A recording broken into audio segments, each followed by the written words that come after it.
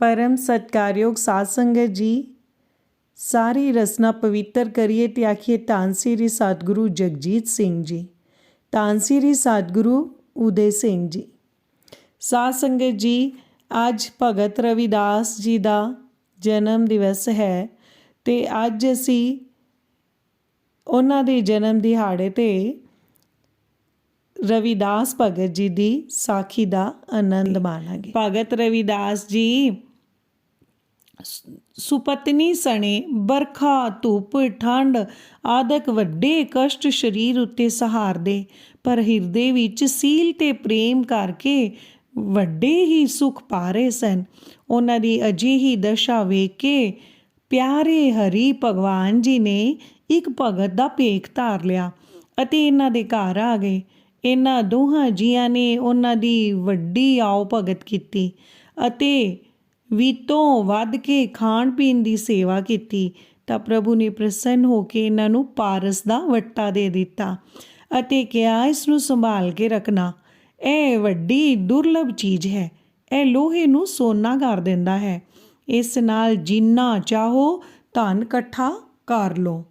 भगत रविदास जी ने कहा, मेरा धन तां राम का नाम है, इस पत्थर नाल मेरा काम पूरा नहीं होने लगा, क्योंकि रुपए पैसे तो मैं चाहता ही नहीं, सगों हर सेवा तो अपना तन मन ते इस्त्री रूप धन नूं वार देना चाहता हाँ। भगत रविदास जी का यह कहना सुन के पारस देण वाले भगत जन ने विचार किया कि भावें मैं इस पारस का महत्व कह चुका हाँ, पर इसनूं प्रतीत नहीं आई, इसलिए उसने इन्हां दी रंबी नाल पत्थर छुहा दिता ते उसनूं सोना करके विखाया अते फिर वो पारस भगत जी नूं देखे क्या, लो जदों लोड़ होवे इस तरह सोना बना लेना ते घर दा चंगा खुला निर्वाह करो। भगत जी ने फिर क्या, मैनू यह नहीं चाहिदा, तां महात्मा जन ने क्या, किरपा करके रख लो, मैं फिर लै जावांगा। उसने मन विच यह समझ लिया कि मेरे पिछों आपे सोना बना बना के जमा कर लेगा। कलयुग विच अजिहा किहड़ा पुरुष है जो धन अते फिर सोना नहीं चाहता। एवें उपरों उपरों ना करता है, पर जद छड्ड जावांगा तां फिर आपे बना लेगा। दूजा इसने यह भी विचार कर लिया कि संत जना की सेवा करन वाले गृहस्थी भगत जन संतां पासों कोई वस्तु लैंदे नहीं, सगों दे देंदे हन, इसे लई यह भी साथों नहीं लैंदा, इस कोल अमानत करके रख जावां तां ही यह लएगा अते मगरों सोना भी बना लिया करेगा। अजिहा विचार के ही उसने क्या, किरपा करके रख तां छड्डो, जदों मैं तीर्थ यात्रा करके आवांगा तां लै जावांगा। भगत जी ने कहा, और सामने ठाकुर जी का छप्पर है, उस विच किसी जगह ते टुंग जाओ अते फिर जदों आओगे तां आपे ही कढ लै जाना। उन्हां महापुरुषां ने विचार लिया कि अपने आप नूं निरचाह कहाउण वाले पहले तां अजिहा ही वरताव करते हैं, पर मगरों उस धन विच मक्खी वांगू गुड़ विच ही फस जाते हैं, जिसनूं पहले ना करते सन।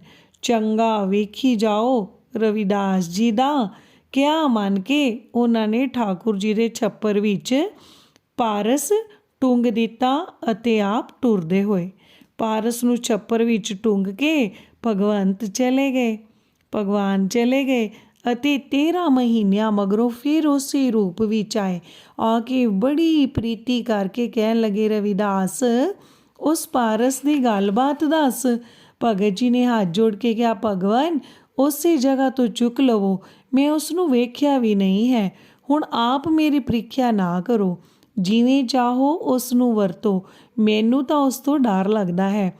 महात्मा जी पारस नूं लैके तुरदे होए तां एक होर नवां कौतक वरत गया, ਉਹ भी सुनो। भगत जी जदों ठाकुर जी की सेवा पूजा करन लगदे अते ठाकुर जी के सिंघासन नूं झाड़दे तां आसन दे हेठों 5 मोहरां रोज़ मिल जाण।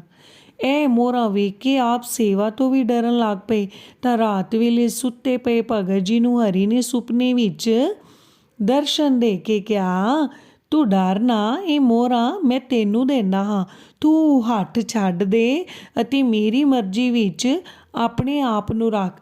ਜੇ ਤੂੰ ਇਸ ਤਰ੍ਹਾਂ ਸਰੀਰ ਕਰਕੇ ਦੁਖੀ ਰਹੇਗਾ ਤਾਂ ਇਹ ਦੁੱਖ ਮੈਨੂੰ ਦੁਖੀ ਕਰੇਗਾ।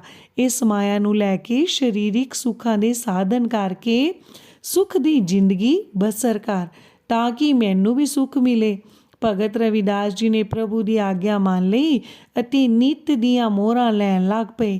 ਫਿਰ ਇੱਕ ਨਵੀਂ ਜਗ੍ਹਾ ਮੁੱਲ ਲੈ ਕੇ ਉੱਥੇ ਸੰਤਾਂ ਦੇ ਵਸਣ ਵਾਸਤੇ ਮੰਦਰ ਬਣਵਾਇਆ।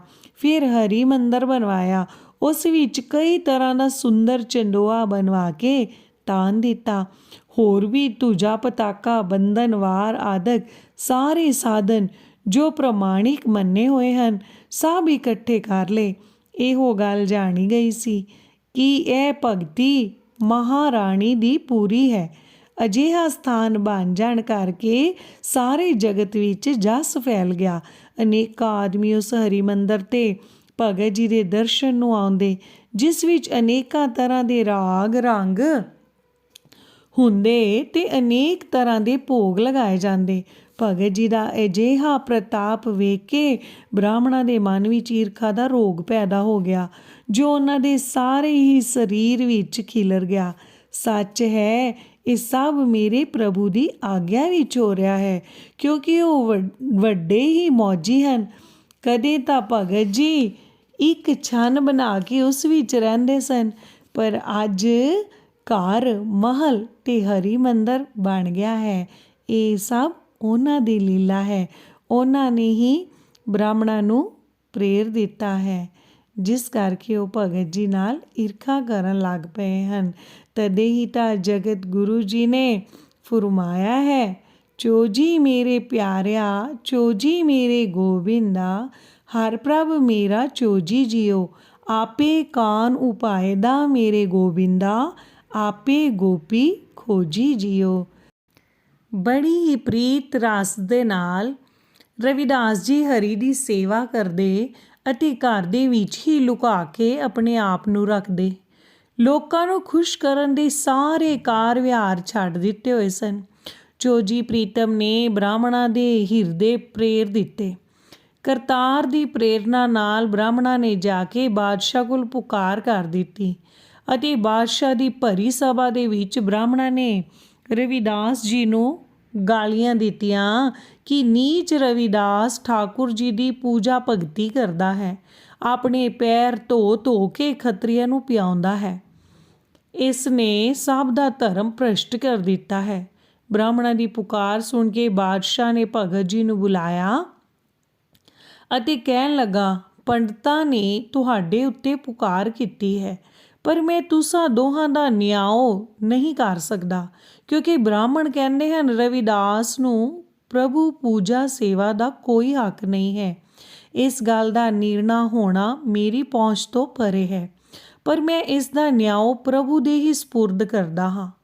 ਦਰਿਆਓ ਦੇ ਪਾਰਲੇ ਕੰਢੇ ਉੱਤੇ ਠਾਕੁਰ ਜੀ ਦੀ ਚੌਂਕੀ ਰਖਵਾ ਦਿੱਤੀ ਹੈ। ਉਰਾਰ ਦੇ ਕੰਢੇ ਉੱਤੇ ਬੈਠ ਕੇ ਤੁਸੀਂ ਅਤੇ ਬ੍ਰਾਹਮਣ ਠਾਕੁਰ ਜੀ ਨੂੰ ਬੁਲਾਓ। ਜਿਸ ਦੇ ਕੋਲ ਠਾਕੁਰ ਜੀ ਆ ਜਾਣਗੇ ਉਸੇ ਨੂੰ ਹੀ ਪੂਜਾ ਸੇਵਾ ਦਾ ਅਧਿਕਾਰ ਹੈ।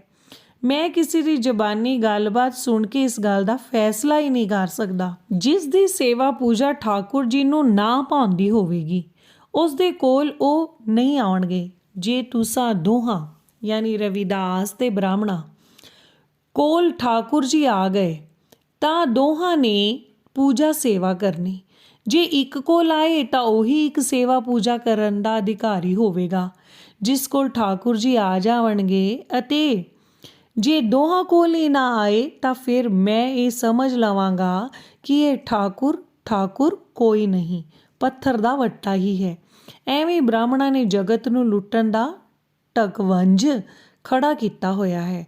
ਹੁਣ ਦਰਿਆਓ ਦੇ ਕੰਢੇ 'ਤੇ ਚੱਲੋ ਅਤੇ ਆਪੋ ਆਪਣੇ ਠਾਕੁਰ ਜੀ ਨੂੰ ਆਪਣੇ ਆਪਣੇ ਕੋਲ ਬੁਲਾਓ ਤਾਂ ਕਿ ਇਸ ਗੱਲ ਦਾ ਨਿਰਣਾ ਹੋ ਜਾਏ। ਠਾਕੁਰ ਜੀ ਦੀ ਸੇਵਾ ਪੂਜਾ ਭਗਤੀ ਬ੍ਰਾਹਮਣ ਹੀ ਕਰਨ ਦੇ ਹੱਕਦਾਰ ਹਨ ਜਾਂ ਹੋਰ ਕੋਈ ਵੀ ਕਰ ਸਕਦਾ ਹੈ। ਬਾਦਸ਼ਾਹ ਦੇ ਇਸ ਹੁਕਮ ਨੂੰ ਸੁਣ ਕੇ ਭਗਤ ਜੀ ਤੇ ਬ੍ਰਾਹਮਣ ਦਰਿਆ ਦੇ ਕੰਢੇ ਪਰ ਆ ਗਏ। ਬਾਦਸ਼ਾਹ ਵੀ ਆਪਣੇ ਦਰਬਾਰੀ ਲੋਕਾਂ ਸਣੇ ਦਰਿਆ ਦੇ ਕੰਢੇ ਪਰ ਦਰਬਾਰ ਲਾ ਕੇ ਬੈਠ ਗਿਆ। ਹੋਰ ਨਗਰ ਵਾਸੀ ਤੇ ਆਲੇ ਦੁਆਲੇ ਦੇ ਨਗਰਾਂ ਦੀ ਵਸਨੀਕ ਇਸ ਕੌਤਕ ਨੂੰ ਵੇਖਣ ਵਾਸਤੇ ਆਣ ਜੁੜੇ। ਕਿਤੇ ਕੋਈ ਬ੍ਰਾਹਮਣ ਇਕੱਲਾ ਬੈਠਾ ਠਾਕੁਰ ਜੀ ਦਾ ਆਵਾਹਨ ਕਰ ਰਿਹਾ ਹੈ, ਕੋਈ ਗਾਇਤਰੀ ਜਪ ਕੇ ਪ੍ਰਭੂ ਨੂੰ ਆਵਾਜ਼ਾਂ ਮਾਰ ਰਿਹਾ ਹੈ, ਕੋਈ ਹੋਮ ਜਗ ਆਦਿਕ ਵਿਧੀ ਕਰਕੇ ਪ੍ਰਭੂ ਨੂੰ ਬੁਲਾ ਰਿਹਾ ਹੈ। ਪਰ ਭਗਤ ਰਵਿਦਾਸ ਜੀ ਤਾਂ ਚੁੱਪ ਕਰਕੇ ਬੈਠੇ ਹੋਏ ਹਨ। ਜਦ ਇਸ ਤਰ੍ਹਾਂ ਨਾਲ ਆਵਾਹਨ ਕਰਦਿਆਂ 2-3 ਪਹਿਰ ਬੀਤ ਗਏ, ਬ੍ਰਾਹਮਣ ਵੇਦ ਪੁਰਾਣ ਸਿਮਰਿਤੀਆਂ ਦੇ ਮੰਤਰਾਂ ਦੁਆਰੇ ਆਵਾਹਨ ਕਰ ਥੱਕ ਗਏ, ਜਗ ਹੋਮ ਤੇ ਜਪ ਦੁਆਰੇ ਬੁਲਾਉਂਦੇ ਥੱਕ ਗਏ, ਤੰਤਰਾਂ ਮੰਤਰਾਂ ਜੰਤਰਾਂ ਨਾਲ ਵੀ ਆਵਾਜ਼ਾਂ ਮਾਰ ਮਾਰ ਕੇ ਥੱਕ ਗਏ। ਧਾਰਨਾ ਧਿਆਨ ਸਮਾਧੀ ਆਦਿਕ ਯੋਗ ਦੇ ਤਰੀਕੇ ਵੀ ਵਰਤ ਚੁੱਕੇ, ਪਰ ਠਾਕੁਰ ਜੀ ਬਿਲਕੁਲ ਨਹੀਂ ਆਏ। ਆਉਣ ਤਾਂ ਕਿਤੇ ਰਿਹਾ, ਠਾਕੁਰ ਜੀ ਦੀ ਪ੍ਰਿਅੰਕੀ ਰਤਾ ਪਰ ਵੀ ਆਪਣੀ ਜਗ੍ਹਾ ਤੋਂ ਨਾ ਹਿੱਲੀ। ਮਤਲਬ ਠਾਕੁਰ ਜੀ ਦੀ ਮੂਰਤੀ ਜਰਾ ਵੀ ਆਪਣੀ ਜਗ੍ਹਾ ਤੋਂ ਨਹੀਂ ਹਿੱਲੀ। ਤਾਂ ਬਾਦਸ਼ਾਹ ਨੇ ਭਗਤ ਰਵਿਦਾਸ ਨੂੰ ਕਿਹਾ, ਹੁਣ ਤੁਸੀਂ ਠਾਕੁਰ ਜੀ ਨੂੰ ਬੁਲਾਓ। ਜੇਕਰ ਤੁਹਾਡੀ ਪੁਕਾਰ ਵੀ ਪ੍ਰਭੂ ਨੇ ਸੁਣੀ ਅਨਸੁਣੀ ਕਰ ਦਿੱਤੀ ਤਾਂ ਫਿਰ ਇਹ ਐਵੇਂ ਭਗਤੀ ਦਾ ਟਕੌਂਸਲਾ ਹੀ ਬਣਿਆ ਹੋਇਆ ਹੈ। ਜਾਂ ਤੁਹਾਡੀ ਭਗਤੀ ਠੀਕ ਨਹੀਂ, ਜਾਂ ਇਹ ਠਾਕੁਰ ਠੀਕ ਨਹੀਂ। ਇਸ ਲਈ ਛੇਤੀ ਕਰੋ ਅਤੇ ਆਪਣੇ ਪ੍ਰਭੂ ਨੂੰ ਬੁਲਾ ਕੇ ਆਪਣੀ ਸੱਚੀ ਤੇ ਸੁੱਚੀ ਭਗਤੀ ਦਾ ਨਮੂਨਾ ਸਾਰੀ ਦੁਨੀਆ ਨੂੰ ਵਿਖਾ ਦਿਓ, ਤਾਂ ਕਿ ਫਿਰ ਕੋਈ ਪੰਡਤ ਜਾਂ ਬ੍ਰਾਹਮਣ ਜਾਂ ਵੇਦ ਵਕਤਾ ਇਹ ਨਾ ਕਹਿ ਸਕੇ ਕਿ ਰਵਿਦਾਸ ਨੂੰ ਭਗਤੀ ਕਰਨ ਦਾ ਹੱਕ ਨਹੀਂ ਹੈ। ਬਾਦਸ਼ਾਹ ਦੀ ਇਹ ਦੁਬਾਰਾ ਹੋਈ ਆਗਿਆ ਨੂੰ ਸੁਣ ਕੇ ਭਗਤ ਰਵਿਦਾਸ ਜੀ ਪ੍ਰੇਮ ਭਰੀ ਦਸ਼ਾ ਵਿੱਚ ਪ੍ਰਾਰਥਨਾ ਕਰਨ ਲੱਗ ਪਏ। ਕੂਪ ਭਰਿਓ ਜੈਸੇ ਦਾਦਰਾ, ਕਛੁ ਦੇਸ਼ ਵਿਦੇਸ਼ ਨਾ ਬੂਝ, ਐਸੇ ਮੇਰਾ ਮਨ ਬਿਖਿਆ ਮੀ ਮੋਹਿਆ, ਕਛੁ ਆਰਾ ਪਾਰ ਨਾ ਸੂਝ, ਸਗਲ ਪਵਨ ਕੇ ਨਾਇਕਾ, ਇੱਕ ਛਿਨ ਦਰਸ਼ ਦਿਖਾਏ ਜੀ। ਜਦ ਇਸ ਸ਼ਬਦ ਦਾ ਭੋਗ ਪਿਆ ਤਾਂ ਸਭ ਨੇ ਵੇਖਿਆ ਕਿ ਭਗਤ ਜੀ ਵਾਲੇ ਠਾਕੁਰ ਜੀ ਦੀ ਚੌਂਕੀ ਪਾਰ ਦੇ ਕੰਢੇ ਤੋਂ ਟੁਰ ਪਈ ਹੈ। ਇੱਧਰ ਭਗਤ ਜੀ ਨੇ ਉਸੇ ਪ੍ਰੇਮ ਭਰੀ ਅਵਸਥਾ ਵਿੱਚ ਦੂਜਾ ਸ਼ਬਦ ਇੱਕ ਹੋਰ ਉਚਾਰਿਆ, ਹਮਸਰ ਦੀਨ ਦਿਆਲ ਨ ਤੁਮਸਰ, ਅਬ ਪਤਿਆਰ ਕਿਆ ਕੀਜੈ, ਬਚਨੀ ਤੋਰ ਮੋਰ ਮਨ ਮਾਨੈ, ਜਨ ਕੋ ਪੂਰਨ ਦੀਜੈ। ਹਉ ਬਲ ਬਲ ਜਾਉ ਰਮਈਆ ਕਾਰਨੇ, ਕਾਰਨ ਕਵਨ ਅਬੋਲ, ਬਹੁਤ ਜਨਮ ਵਿਛਰੇ ਥੇ ਮਾਧੋ, ਇਹੋ ਜਨਮ ਤੁਮਾਰੇ ਲੇਖੇ, ਕਹਿ ਰਵਿਦਾਸ ਆਸ ਲਗ ਜੀਵੋ, ਚਿਰ ਭਇਓ ਦਰਸ਼ਨ ਦੇਖੇ। ਅਜੇ ਇਸ ਸ਼ਬਦ ਦਾ ਭੋਗ ਵੀ ਨਹੀਂ ਪਿਆ ਸੀ ਕਿ ਰਵਿਦਾਸ ਜੀ ਦੇ ਠਾਕੁਰ ਇਹਨਾਂ ਦੀ ਗੋਦ ਵਿੱਚ ਆ ਬਿਰਾਜੇ। ਅਜਿਹਾ ਅਦਭੁਤ ਚਮਤਕਾਰ ਵੇਖ ਕੇ ਬ੍ਰਾਹਮਣ ਸ਼ਰਮਿੰਦੇ ਹੁੰਦੇ ਘਰ ਨੂੰ ਉੱਠ ਕੇ ਚਲੇ ਗਏ। ਸਾਰੇ ਜਗਤ ਉੱਤੇ ਭਗਤ ਜੀ ਦਾ ਜਸ ਫੈਲ ਗਿਆ। ਸੰਤ ਜਨਾਂ ਦੀ ਅਜਿਹੀ ਲੀਲਾ ਪ੍ਰਭੂ ਦੇ ਮਨ ਨੂੰ ਮੋਹਣ ਵਾਲੀ ਹੁੰਦੀ ਹੈ। ਇਸੇ ਲਈ ਪ੍ਰਭੂ ਜੀ ਕਹਿੰਦੇ ਹਨ ਕਿ ਮੇਰੇ ਭਗਤ ਜਨਾਂ ਦੇ ਵਿਰੋਧੀ ਜਿਹੜੇ ਹੁੰਦੇ ਹਨ, ਮੈਂ ਉਹਨਾਂ ਨੂੰ ਭਗਤ ਜਨਾਂ ਦੇ ਅਨੁਕੂਲ ਸਮਝਦਾ ਹਾਂ, ਕਿਉਂਕਿ ਭਗਤ ਜਨਾਂ ਦੀ ਮਹਿਮਾ ਰੂਪ ਮਨੀ ਇੱਕ ਕੋਠੇ ਵਿੱਚ ਲੁਕੀ ਹੋਈ ਹੈ। ਉਹਨਾਂ ਵਿਰੋਧੀ ਪੁਰਸ਼ਾਂ ਦੀ ਵਿਰੋਧਤਾ ਉਸ ਕੋਠੇ ਦੀ ਕੁੰਜੀ ਹੈ। ਜਿਸ ਵੇਲੇ ਕੋਈ ਭਗਤ ਜਨਾਂ ਦੀ ਵਿਰੋਧਤਾ ਕਰਦਾ ਹੈ, ਉਸੇ ਵੇਲੇ ਭਗਵਾਨ ਨੂੰ ਆਪਣੇ ਭਗਤ ਜਨਾਂ ਦੀ ਮਹਿਮਾ ਪ੍ਰਗਟ ਕਰਨ ਦਾ ਮੌਕਾ ਮਿਲ ਜਾਂਦਾ ਹੈ। ਇਸ ਲਈ ਵਿਰੋਧੀਆਂ ਦੀ ਵਿਰੋਧਤਾ ਦੇ ਹੁੰਦੇ ਹੀ ਪ੍ਰਭੂ ਨੇ ਆਪਣੇ ਭਗਤ ਜਨ ਦਾ ਜਸ ਸਾਰੇ ਜਗ ਵਿੱਚ ਪ੍ਰਕਾਸ਼ ਕਰ ਦਿੱਤਾ। ਸਾਰੇ ਆਖ ਲਈਏ, ਧੰਨ ਧੰਨ ਰਵਿਦਾਸ ਭਗਤ ਜੀ, ਧੰਨ ਸ੍ਰੀ ਸਤਿਗੁਰੂ ਜਗਜੀਤ ਸਿੰਘ ਜੀ, ਧੰਨ ਸ੍ਰੀ ਸਤਿਗੁਰੂ ਉਦੇ ਸਿੰਘ ਜੀ।